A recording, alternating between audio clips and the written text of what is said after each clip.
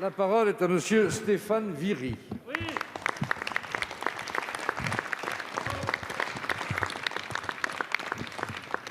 Merci, Monsieur le Président. Monsieur le Premier ministre, les coups portés aux producteurs de musique ce samedi et ceux portés contre les policiers ce dimanche sont inacceptables dans notre société.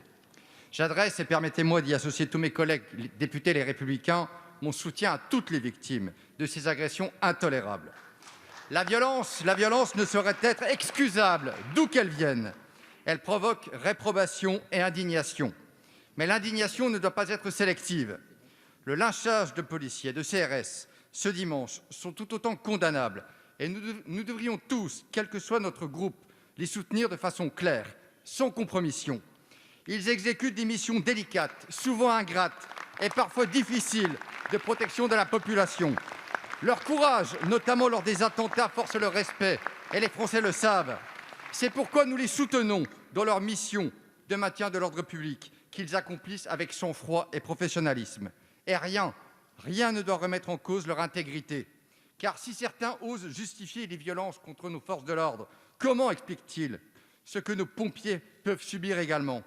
La vérité, c'est que la situation est explosive dans notre pays. En 2019, ce sont près de 40 000 policiers qui ont été violentés dans l'exercice de leur métier. La vérité, c'est que les choix que vous avez faits ont installé un climat désastreux.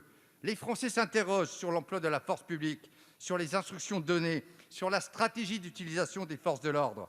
Monsieur le Premier ministre, au-delà des beaux discours, agissez vite et bien, car face à cette montée de cette extrême violence, votre ministre de l'Intérieur, auditionné hier en commission des lois, a expliqué que des policiers présents lors de ces manifestations manquaient de formation et manquaient d'équipement.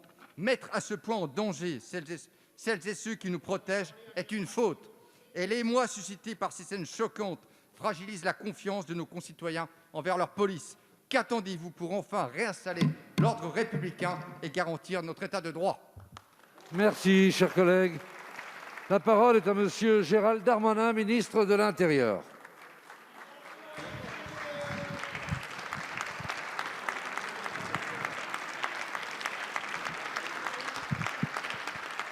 Monsieur le Président, Mesdames et Messieurs les députés, Monsieur le député Viry, d'abord je partage votre propos introductif et vous avez raison qu'il ne faut pas avoir l'indignité sélective.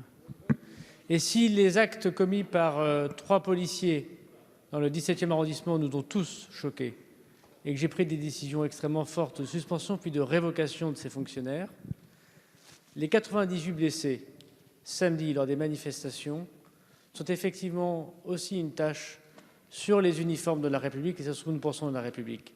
Et ce midi, accompagné du député Stanislas Guerini, du maire du 17e Geoffroy Boulard, de Frédéric Pechnard, j'ai souhaité rendre longuement visite à ces policiers qui font honneur à l'uniforme.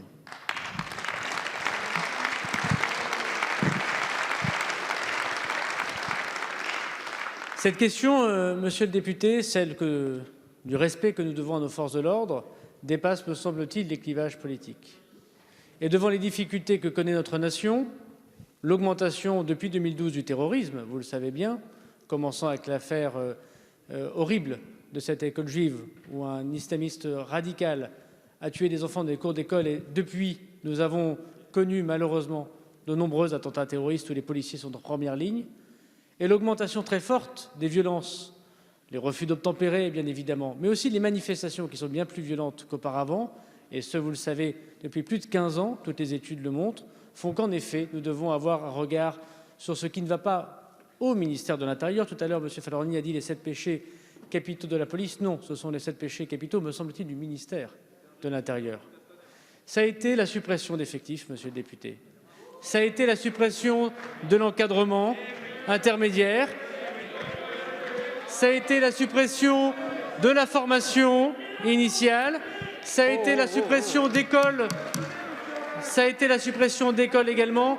Malheureusement, en 15 ans, monsieur le député, je crains que la question étant tellement importante que chacun peut se regarder dans la glace. Merci, monsieur le ministre.